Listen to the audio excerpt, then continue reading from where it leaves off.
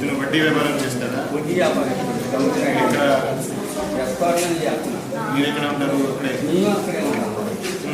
ఆయన దగ్గర 2015లో 7,000 తీసుకున్నాము. అంతకుముందు 10,000 వస్తారు, 20,000 వస్తారు, 5,000 వస్తారు, 5,000 వస్తారు. పంపించారు. మాకు ఏమన్నా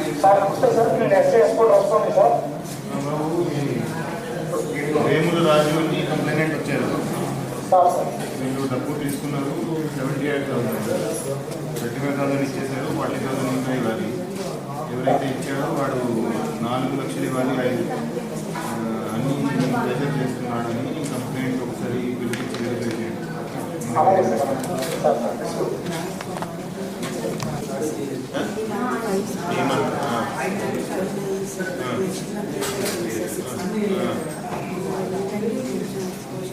ఎంత పోస్ట్పోన్ చేయాలి?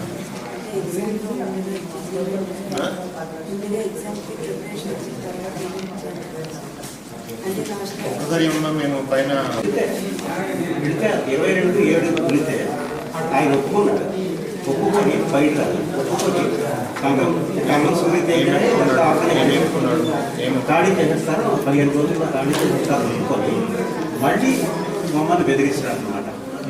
మీరు ఇంత ఏం చేయలేరు మమ్మల్ని అంటే ఒక ఇప్పుడు ఏంటంటే మీకు ఇన్స్పిరేషన్ ఆల్రెడీ హాస్పిటల్ ఎదుర్కొన్న గవర్నమెంట్కి రెవెన్యూ అయినా మాకు ఎందుకంటే మా ఫాదర్ ఎవరు లేవు ఇక్కడ. దీన్ని మనం దయచేసి మీరు తీసుకొస్తాం. ఇటువంటి జరిగితే మరి సివిక్ టౌన్షిప్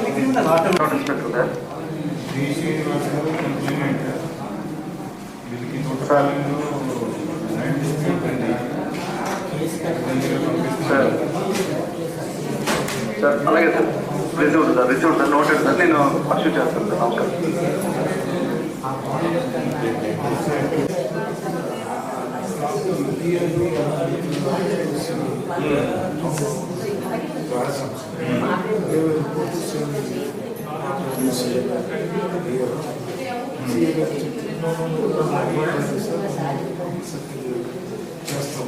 అలాగే 3 months ట్రాక్ చేసి అతను ఎస్సీఓలు బీసీఓలు బలవంతంగా మాట్లాడడం సో మాట్లాడాలి చేస్తున్నాను లేదా నేను ఎంత గ్రీవెన్స్లో పెడతాను. అది అట్రాసిటీ దీని కింద అయినా లేకపోతే చేస్తాను అని చెప్పాను. సో ఇమీడియట్లీ ఏం చేసేటప్పుడు మనకు లాభం మంత్రిపేట సార్ సార్ మంత్రిపేట సార్ వీళ్ళకి ల్యాండ్ డిస్ప్యూట్ ఉంది. ఏదో వాళ్ళ ల్యాండ్లో ఏదో ఎంక్రోచ్మెంట్ చేసి ఏదో కట్టుకున్నారట.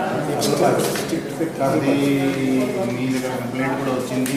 వాళ్ళను సెపరేట్గా పిలిచారు. వాళ్ళ డాక్యుమెంట్స్ వాళ్ళ దగ్గర ఏం డాక్యుమెంట్స్ ఉన్నాయి వీళ్ళకి చూపించలేదు. సార్ ఎలా డిస్పోజ్ ఆఫ్ చేశారని మాకు తెలియదు అని అంటున్నారు. సివిల్ అయితే డిస్పోజ్ ఆఫ్ చేశారు. సార్ సార్ మీ దగ్గర పంపిస్తున్నారు. సార్ ఇద్దరిని ఫేస్ టు ఫేస్ పెట్టి ఇద్దరు డాక్యుమెంట్స్ చూసి సరిగ్గా డిస్పోజ్ ఆఫ్ చేయాలి.